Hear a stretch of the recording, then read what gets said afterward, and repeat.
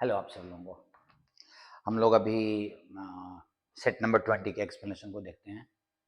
और आपने जो कम्प्रिहेंशन में कहा था ऑथर का ओपिनियन, टाइप ऑफ पैसेज, मतलब ऑथर का टोन कैसा है, वो सब इस पैसेज में यहाँ भी मिल रहा है। मैं बोला कि आराम से मिल रहा होगा।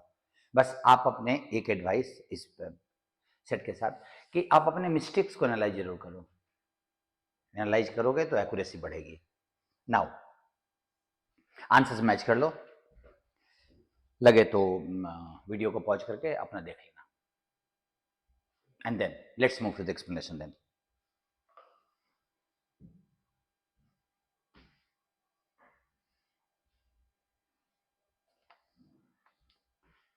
चलिए अब हम लोग एक्सप्लेनेशन पर नजर डालते हैं।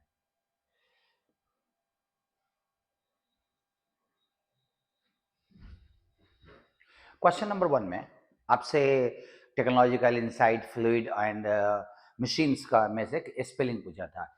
इनसाइट का स्पेलिंग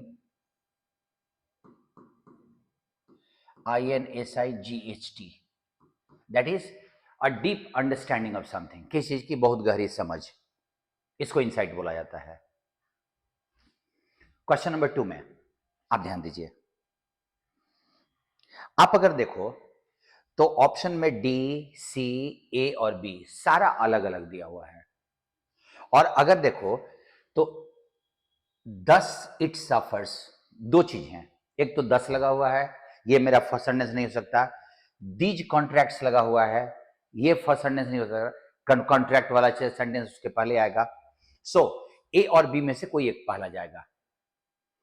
और क्या है कि अनइक्वल कॉन्ट्रैक्ट्स अगर यहां लिखा हुआ है तो ए के साथ सी बैठेगा। अब तुम्हारा सी और डी माइनस कर दें तो हम ये माइनस कर दे रहे हैं, ये माइनस कर दे रहे हैं, और ए के साथ सी दोनों में है, और बी डी भी है। आपसे ये बोल रहा है कि बी डी पहले कि ए सी पहले। अब इस पार्ट को आप कैसे निपटाओगे, क्योंकि अगर यहां पे लिखा हुआ है the ethical issue of sanctity of law, क्योंकि अगर आप इंडिपेंडेंटली पढ़ोगे ना तो ए और बी दोनों फर्स्ट सेंटेंस लग रहा है। ए और बी दोनों फर्स्ट सेंटेंस है। अब ये बोल रहा है कि the make believe issue of sanctity of law, एक जो काल्पनिक, मेक बिलीव का मतलब होता है काल्पनिक जो मुद्दा है मोरालिटी का, कि लॉ एकदम सैंक्टिमोनियस इसको बोलते हैं, पवित्र है, उसको उसमें छेड़छाड़ नहीं की जा सकती है। ये आखिर किस पॉइंट ऑफ व्यू से बोल रहा है वो हमें देखना होगा। और तुम ऑप्शन नंबर ए को पढ़ो। A large number of intellectuals believe that, बहुत सारे इंटेलेक्चुअल्स ये मानते हैं कि the north is using its military and economic powers, ये पावर है, to force unequal contract on the south. अब ये टॉपिक को इंट्रोड्यूस कर रहा है कि वो नॉर्थ मतलब पश्चिमी देश, पूर्वी देशों पे जो डेवलपिंग कंट्रीज है उन पे अपनी चीजों को वो लादते हैं बहुत सारे, और उसी को आगे में एक्सप्लेन किया हुआ है। ये कैसे लादा जाता है, जैसे ही कॉन्ट्रैक्ट बनता है नॉर्थ लीगल सहारा लेता है, इथिक्स का सहारा लेता है इन कॉन्ट्रैक्ट्स को थोपने के लिए, और तब हम ये लिखें तो ए के साथ सी डालते हैं एंड एक्चुअली आंसर तुम्हारा ये चला जाएगा। थोड़ा सा था सोचने लायक, बना होगा आपका, बहुत अच्छा है। थर्ड नंबर क्वेश्चन में आपका आंसर सी है, that is not a big one. The boy said that the pain had abated. Abate का मतलब होता है कम होना, खत्म होना नहीं। वैनिश का मतलब गायब हो जाना होता है। ये अगर एकदम खत्म हो गया होता तो फिर हम वैनिश डालते, लेकिन ये कम हुआ है इसलिए रिड्यूस जाएगा। एंटोनिम डालना है रिवोल्टिंग का। अभी एक बात ध्यान रखिए, ये क्वेश्चन में पिछले सीजीएल में या उसी समय में, अभी जैसे आपसे ये पूछा रिवोल्टिंग, तो एक बात ध्यान रखो कि दो चीजें हो सकती हैं। या तो ये रिवोल्ट का भीपुर पूछा है, या एक ऐसा एडजेक्टिव जिसका मीनिंग रिवोल्ट से अलग होता है। अब जरा सोचो कि अगर मैं एक वर्ड पूछूं आपसे कि अरेस्टिंग का मीनिंग क्या होता है, तो ऐसा कभी पूछा नहीं जा सकता है। हम अरेस्ट का मीनिंग पूछ सकते हैं, अरेस्टिंग बिफोर का मीनिंग कैसे निकलेगा? वो तो टेंस के अनुसार यूज होने वाला वर्ब का फॉर्म है। तो आपका ये वर्ब का फोर्थ फॉर्म कभी एडजेक्टिव और कभी नाउन के तौर पे यूज किया जाता है, और मीनिंग अगर उसका अलग होगा तभी उसको पूछा जा रहा है, तभी उसको पूछा जा रहा है। अरेस्टिंग का मतलब होता है वेरी अट्रैक्टिव, रिवोल्टिंग का मतलब होता है बहुत खराब, रिवोल्ट का मतलब होता है विद्रोह करना। अब जरा आप यहां पे विद्रोह करने का मीनिंग लगाइए तो a large number of designer clothes are विद्रोही, नहीं ना। यहां पे रिवोल्टिंग का मतलब देखने में बहुत खराब। और अब अगर आप देखो तो उसी का ये होता है बहुत आकर्षक। रिवोल्ट मतलब तुम्हारे में घृणा पैदा करे, इनवाइट मतलब तुमको आकर्षित करे। ब्यूटीफुल का उल्टा अगली होगा, रिवोल्टिंग नहीं। हमें देख के पसंद नहीं आ रहा है तो वो रिवोल्टिंग, देख के बहुत अच्छा लग रहा है तो इनवाइटिंग। देख लो, इनवाइटिंग का मतलब अट्रैक्टिव, जैसे अरेस्टिंग का मतलब अट्रैक्टिव था। Next, make no bones about, अपनी बात को क्लियर बोल देना। Did not hesitate, did not have any hesitation, अपने बात को बिना किसी लाग लपेट के, बिना किसी चीज को छुपाए बता देना। अगला क्वेश्चन 7 नंबर में सीधा बस answer A. 8, seat reservation in colleges, आरक्षण अगर सीट का होता है कॉलेजेस में, is a case of dash action. अभी आप ध्यान दीजिए कि आपका जो आंसर है affirmative action, affirmative action, affirmative का मतलब सकारात्मक जो होता है ना, वो कि हम ये एक्शन ले रहे हैं इसका प्रभाव अच्छा पड़ेगा, उसको हम लोग अफर्मेटिव। अफर्मेटिव के दो यूजेज होते हैं, नेगेटिव का एक उल्टा होता है और एक होता है affirmative positive in character, character में उसका प्रभाव अच्छा पड़े उसको अफर्मेटिव बोलते हैं। सो तुम्हारा affirmative action, reservation is an affirmative action. Next question, promises should be kept, 9 number, very clear, D. Should लगा हुआ है तो शुड तो होना ही चाहिए क्वेश्चन में। डिसिपेट, अब डिसिपेट का मतलब आपको जानना होगा, और तब इन चारों में से, ये क्वेश्चन में थोड़ा सा टफ था, चारों का इडियम का भी मतलब चाहिए और डिसिपेट का भी मतलब चाहिए। और डिसिपेट का मतलब होता है बर्बाद होना, गेट डिस्ट्रॉयड, उसके सारे प्रयास खत्म हो गए। और गो टू द विंड होता है ना, बर्बाद हो जाना किसी चीज का, क्योंकि लुक ब्लैंक, कंफ्यूज, कंफ्यूज होना। Measure up, to be equal to something, किसी चीज के समतुल्य होना। Your quality should measure up the demands of the examination, examination के डिमांड के अनुसार वो तुम्हारी क्वालिटी इक्वल होनी चाहिए। And kick the bucket, to die, मर जाना। गो टू द विंड, बर्बाद होना। दो दे आर ट्विंस, ये बड़ा अच्छा क्वेश्चन था। दे लुक वेरी डिफरेंट, ध्यान दीजिएगा कि उनका लुक, उनका व्यवहार अलग हो सकता है, उनकी सोच अलग हो सकती है, बस उनका दिखने में वो समान है। अभी आप देखो, यूनिफॉर्म और सेम में से, रेगुलर तो जाएगा नहीं, यूनिफॉर्म और सेम में से लेना है, क्योंकि ध्यान रखिएगा सिमिलर, सेम और यूनिफॉर्म में से एक आपको चुनना है, तीनों में से, क्योंकि तीनों का मतलब होता है एक समान। अब अगर आप, क्या दे लुक सेम या दे लुक सिमिलर, जरा सोचिएगा। हम सेम काट देंगे क्योंकि on the same pitch, on the same planet, मतलब उसी पे जिस पे ये है, सेम नेचर, वही सारे कैरेक्टर्स हैं। लुक के लिए सेम का इस्तेमाल नहीं, सेम लुक नहीं बोलते हम लोग, सिमिलर लुक बोलते हैं, एक ये।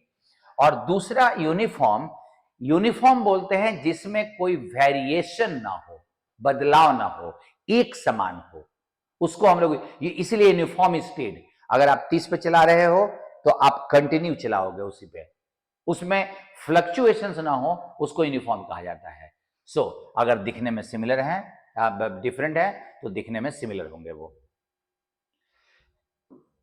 एलास का हो गया पैथेटिकली, बहुत दयनीय भाव से। He said no in a dash manner, उसने एकदम रूखे तरीके से ना बोला, मतलब एकदम रफली, रफली। और रफली का तुम्हारा आंसर ब्रुस्क होगा। ब्रुस्क मीन्स कटु तरीके से, in a rude tone, that is called brusque. ये आपने बनाया होगा, बहुत अच्छा है। कैरियर का स्पेलिंग देख लो, CAR ER, कैरियर। नेक्स्ट, यहां पे देखो, तुम्हारा पहला यहां पर तो some rhymes can be traced to popular ballads for rhymes, जो कविताएं होती हैं उनको हम देख सोच सकते हैं कि हमारे पुराने समय के जो गाने, लोकगीत थे, वहां से हम उनको ट्रेस कर सकते हैं। These were known long before they were designated as mother गुज राइम्स। इनको लोग जानते थे इसके पहले कि उसका नाम दिया गया मदर गुज राइम्स। तो क्यों तो यहां आएगा ही आएगा, आप ध्यान रखना, क्यों तुम्हारा फर्स्ट होगा। अब क्यों के बाद आपको यह देखना है कि यहां पे आर और यहां पे एस। क्यों के बाद आर देखो तो अबाउट 25 ईयर्स लेटर, उसके किसी चीज के 25 साल के बाद। अब क्यू के बाद आर का कोई कनेक्शन नहीं है, क्यू के बाद S. Until the 18th century, Mother Goose did not have a name in print in English literature. उसको प्रिंट में नाम नहीं मिला था। और आप देख लीजिए, क्योंकि 25 ईयर्स लेटर वन के बाद आर नहीं जाएगा, इसलिए क्यू के बाद हमको एस डालना होगा। नेक्स्ट, अगला क्वेश्चन 16 नंबर। आप जरा देखो कि आपका फर्स्ट सेंटेंस ए या डी, दिस इल्यूजन दिया हुआ है, ये भ्रम, तो डी तुम्हारा पहला नहीं होगा, तो ए हो गया। Alex had never been happy with his Indian origins, वो भारत में पैदा हुआ था, इस बात को लेकर वो कभी खुश नहीं होता था, ठीक है। He set about rectifying this grave injustice, वो रेक्टिफाई करना मतलब सुधार करना, उसने इस अन्याय को सुधार करने का प्रयास शुरू किया। और यहां देखो, fate had been unfair to him, भाग्य उसके साथ अच्छा उसने नहीं किया था। क्योंकि अभी आप अगर ध्यान दो तो आपका ए के बाद यहां पे सी, यहां पे बी और ये सी आया हुआ है, तो आपका ए के बाद तो सी ही आएगा ना। आप जरा ध्यान दीजिए, तो आप ए के बाद सी डालोगे, भाग ने उसके साथ अच्छा नहीं किया था और उसने इस गलती को सुधारने का प्रयास शुरू किया, तो ए के बाद सी और सी के बाद बी तुम्हारा यहां पे। अपने हेल्थ को लेके जरूरत से ज्यादा चिंता, इसको हाइपोकॉन्ड्रिया कहा जाता है। मिलाइस किसी डिजीज को बोलते हैं, मिलाइस का मतलब डिजीज होता है, और डिसअफेक्टेड का मतलब नाराज, असंतुष्ट, रेबेलियस। और मेलिंगर का मतलब होता है अपनी बीमारी का बहाना करना, कि हम बीमार हैं, इसका हमने बहाना किया, दैट इज कॉल्ड मेलिंगर। ये वर्ब है, ध्यान रखना। नेक्स्ट, ऑफ के पहले का सब्जेक्ट तुम्हारा टाइप है, तो वॉश में ईएस लगेगा, वॉशेज होगा। इजी। 19 नंबर में बहुत क्लियर है, आंसर सी होगा। आई शैल अनलॉक, तो ही के साथ वुड हो जाएगा। ध्यान देना कि यहां पे he said that he should unlock the secret of their success. इसमें अगर आप ये चुन रहे हो तो जब आई था तो शैल लगा था, अब प्रोनाउन चेंज हो गया तो ही जब हो गया तो उसके साथ भी आप शैल का शुड मत करो, विल का वुड दिया हुआ है तो पहले वो चुनाएगा, इसलिए आपका आंसर सी डालना है।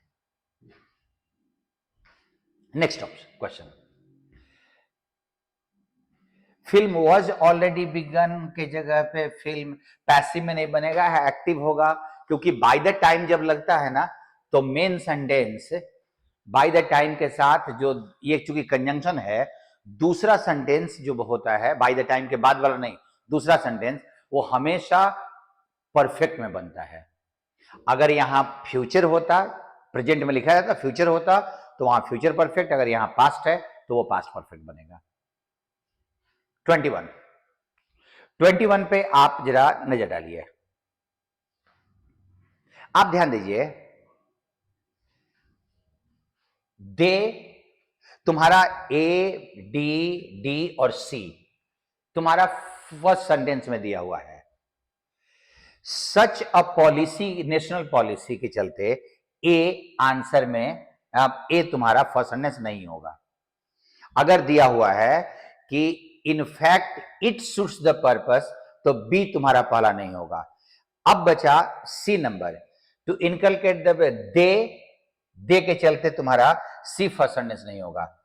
और अब अगर दोनों को देखो तो दोनों में बस इतना ही बोल रहा है कि बी के बाद ए आएगा कि बी के बाद सी आएगा।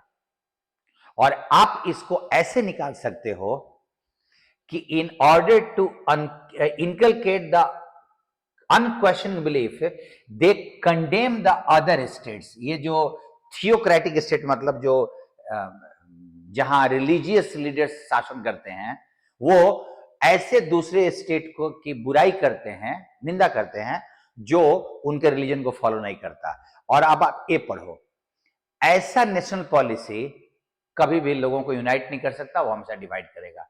तो सी के साथ ए आएगा ना, पहले सी डालेंगे फिर ए डालेंगे, तो जब सी के बाद ए डालेंगे तो आंसर बी हो जाएगा। फर्स्ट सेंटेंस एलिमिनेट करना था, सी के साथ ए को बैठाना था, तुम्हारा आंसर हो जाता।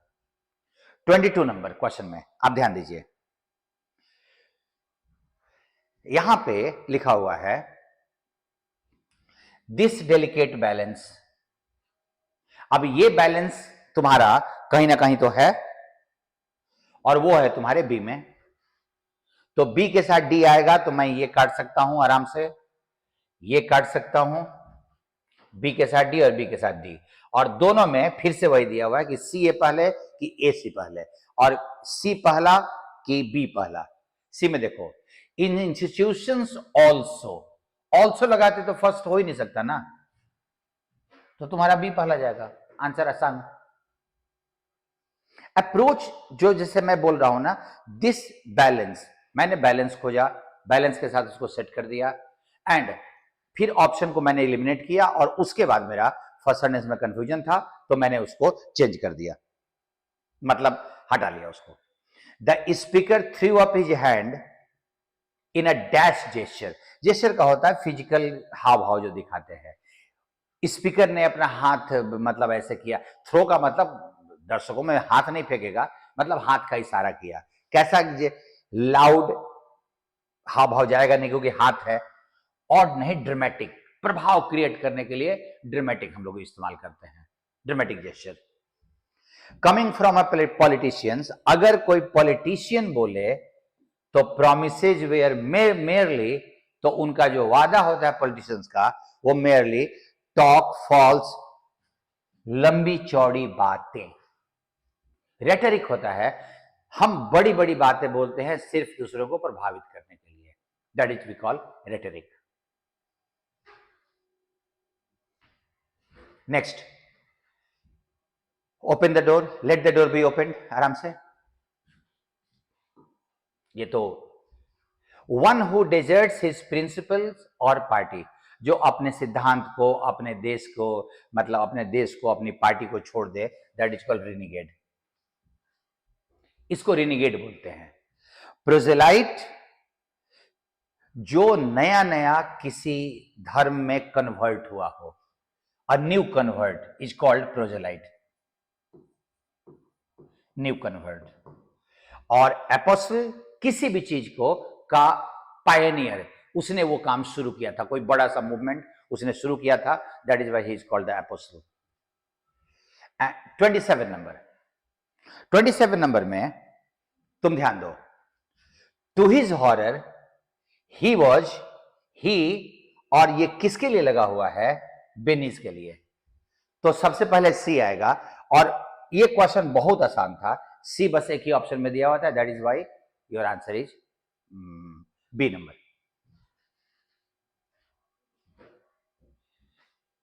अगेन मैंने अभी यही बोला था कि बाई द टाइम, कभी भी आप ये ध्यान रखना कि अगर बाई प्लस टाइम लगा हुआ है तो इसके साथ जो वर्ब का फॉर्म होता है वो हमेशा अपने रिस्पेक्टिव टेंस के परफेक्ट में होता है। अब बाय दिस टाइम टुमारो, चूंकि ये फ्यूचर बता रहा है तो ये फ्यूचर के परफेक्ट से बनेगा। बाय के साथ यस्टरडे अगर लगा रहता तो पास्ट परफेक्ट बनता, और चूंकि ये फ्यूचर है तो आई शैल हैव रीच्ड हो जाएगा।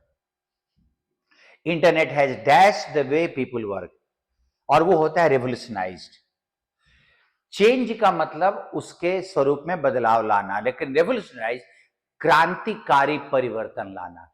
To change dramatically in a big way is called revolutionise.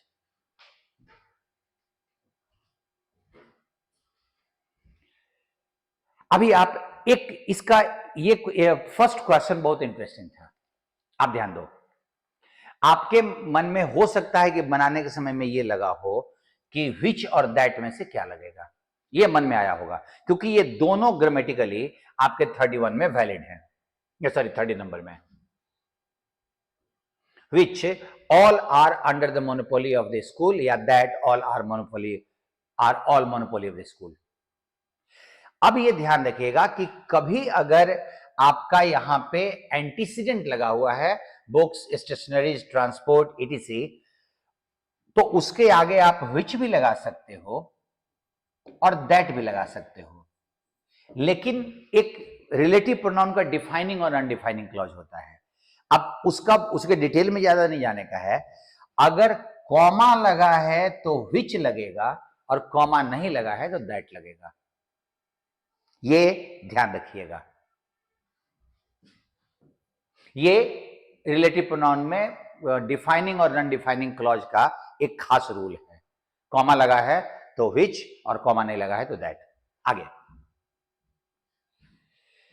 Dash, mostly private schools, अधिकतर private school want additional money for special occasions like festivals, picnics and, जो स्कूल की तरफ से कहीं भी पिकनिक आदि में या टूर कहीं जाते हैं, एजुकेशन टूर आदि, उसको एक्सकर्शंस कहा जाता है। एक्सपेडिशन खतरनाक अभियान के लिए लगता है, टूर स्कूल से नहीं जाता, स्कूल से जाता है, उसको that is called एक्सकर्शंस।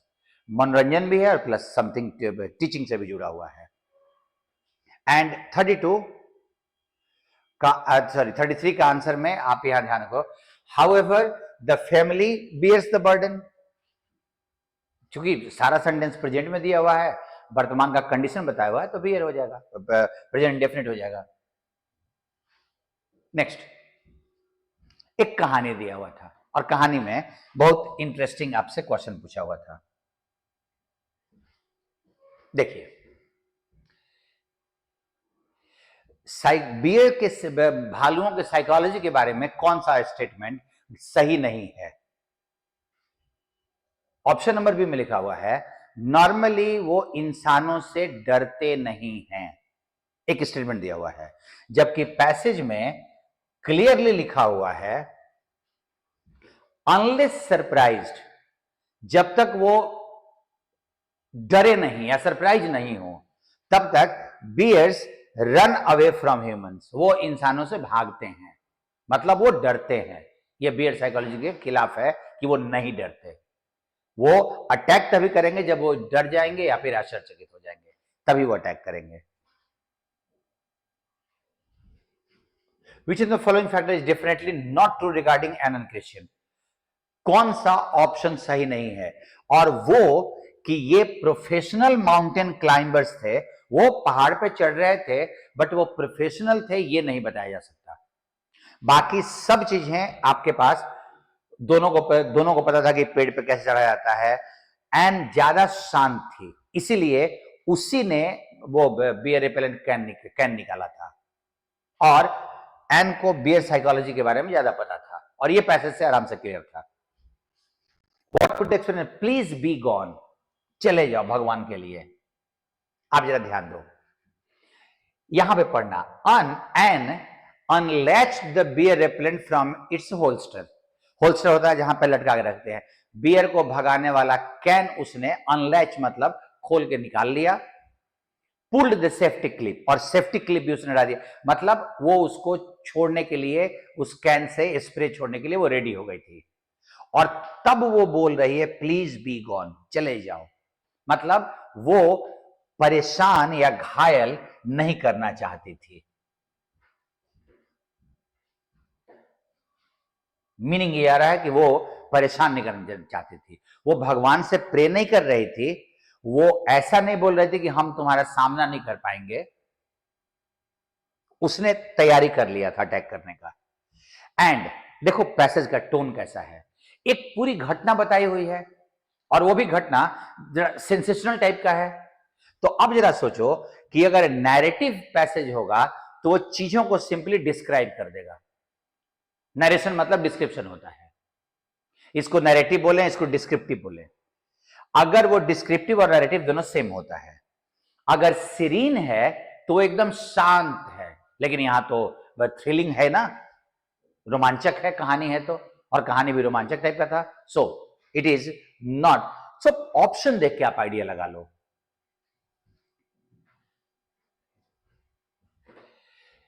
The contents of the passage indicate that the author is opposed to. Next paragraph का ऑथर के बारे में हम क्या बोल सकते हैं, और ऑथर ना तो मेडिकल, एलोपैथिक मेडिकल को, ना ट्रेडिशनल हीलर्स को किसी की बुराई नहीं कर रहा है, वो एक ऐसा सिस्टम बनाना चाह रहा है, अगर आप पैसेज पढ़े होंगे, कि ये सब के एक्सपर्टीज या सहायता से इलाज का प्रोसेस शुरू हो। सो मैं ये नहीं बोल सकता कि वो एलोपैथिक सिस्टम या ट्रेडिशनल हीलर्स या लाइसेंशिएट प्रैक्टिशनर्स के खिलाफ है, वो किसी के खिलाफ नहीं है, बस सबको उसके उसके प्रॉपर जगह के जरूरत के अनुसार उनका रोल प्ले देना चाहता है। उसने सारी चीज यही बताई है। It can mean for the author's approach is. अब ऑथर का अप्रोच कैसा है ध्यान दो, अगर सार्कास्टिक है तो ये वर्ड मीनिंग है हम किसी का मजाक उड़ा रहे हैं, अगर फॉल्ट फाइंडिंग है तो सिर्फ हम गलती खोज रहे हैं, हम अपने तरफ से कोई सजेशन आदि नहीं देंगे, सिर्फ फॉल्ट खोजेंगे। अगर इनडिफरेंट है तो हमको क्या मतलब है, मतलब इसको बोलते हैं अनकंसर्न, कोई लेना देना नहीं है। और अगर वो कंस्ट्रक्टिव है तो समस्याएं भी बताएगा और इलाज भी बताएगा कि क्या करना चाहिए। और अगर उसने कहा है कि ऐसे कोर्सेज बनाए जाए, इनएक्सपेंसिव मेडिकल कोर्सेज बनाए जाए, तो वो कंस्ट्रक्टिव ही है। तो आपके पास एक में पैसेज का टोन आ गया, एक में ऑथर का अप्रोच आ गया।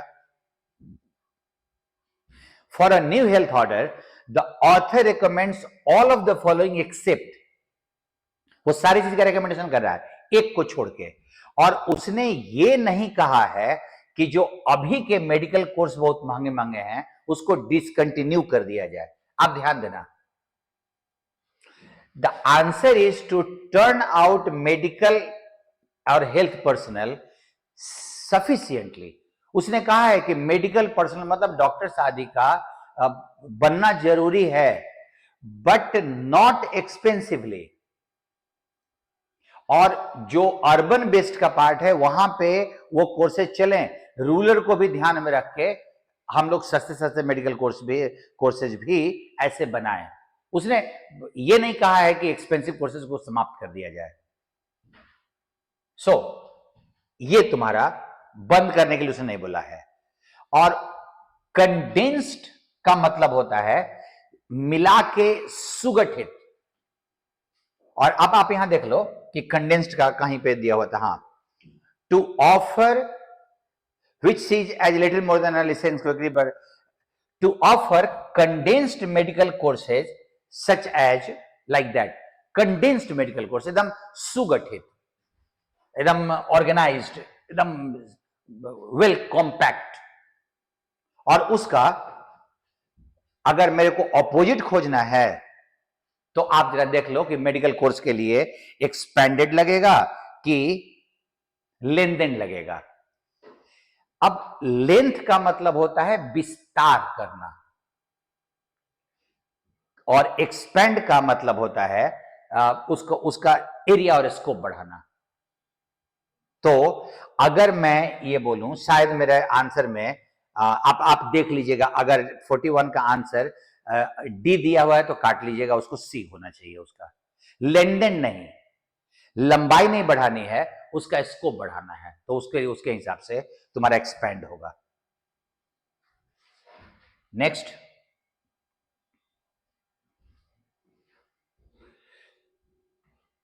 असेट प्राइस फ्लक्चुएशंस के क्या क्या परिणाम हो सकते हैं? वोलेटिलिटी ऑफ एसेट प्राइसेस, तो वो तो फ्लक्चुएशन, वो तो क्वेश्चन में ही है, आपका परिणाम पूछा है, और परिणाम ये पूछा है। अच्छा, फाइनेंशियल स्टेबिलिटी तो नहीं हो सकती है, सो इकोनॉमिक एक्टिविटी खराब होगा, ओनली 2 हो जाएगा आंसर में। वो तो आप ऑप्शन देके बिना कंप्रिहेंशन के भी हम आंसर निकाल सकते हैं। और असेट प्राइस फ्लक्चुएशंस के बारे में बहुत क्लियर लिखा हुआ था। bursting of asset bubble and consequent macro imbalance can turn a mild downturn, downturn का मतलब होता है मंदी, आर्थिक मंदी। अगर वो बहुत कम आर्थिक मंदी है तो वो डिफ्लेशन, मतलब बहुत भयानक मंदी में बदल जाएगा। सो मंदी आ जाएगी तो आंसर तुम्हारा ऑप्शन नंबर 2 हो जाएगा। The author of the passage has quoted the example of Japan, वही जापान जहां पे वहीं पे उसी में लिखा था, as is was observed in Japan, जैसा कि जापान में हुआ कि असेट प्राइस का जैसे ही फ्लक्चुएशन हुआ वो गिरा, पूरा भयानक मंदी आ गया। तो तुम्हारा ऑप्शन नंबर, आप जरा देख लो कि कौन से ऑप्शन को आप चुनोगे। ये दोनों एक ही जगह से था। अब ये बोल रहा है कि इडियोसिंक्रेसी का मीनिंग क्या, और इडियोसिंक्रेसी का यहां पे मतलब आइडियोलॉजी होगा। इडियोसिंक्रेसी का मतलब होता है कि आप किस सिद्धांत पे काम करते हो, आपके काम करने का दो इसका मीनिंग होता है। एक मार्केट इडियोलॉजी, अगर मैं बोलूं आपको कि यहां पे लिखा हुआ है मार्केट इडियोसिंक्रेसी, तो मार्केट किस प्रिंसिपल पे काम करता है, ये मार्केट इडियोसिंक्रेसी है। और एक अगर किसी व्यक्ति की इडियोसिंक्रेसी की बात करें तो उसके काम करने का कोई विशेष तरीका होगा। तो एक हो गया अपना तरीका, दैट इज कॉल्ड इसेंट्रिसिटी, और एक हो गया आइडियोलॉजी। तो यहां पे तुम्हारा आइडियोलॉजी चला जाएगा। एंड सुटेबल टाइटल देना है, तो अभी तो पूरा का पूरा असेट प्राइस पे ही है ना, तो तुम्हारा डी ही जाएगा ना। असेट प्राइस को टारगेट करके पूरे पैसेज में मार्केट वोलेटिलिटी या फ्लक्चुएशंस को डिसाइड किया गया था। सो पैसेज भी इंटरेस्टिंग था, सारी चीजें ठीक थी। आप उम्मीद है कि एंजॉय किए होंगे सेट को, बताइएगा जरूर आपको कैसा लगा। Thank you.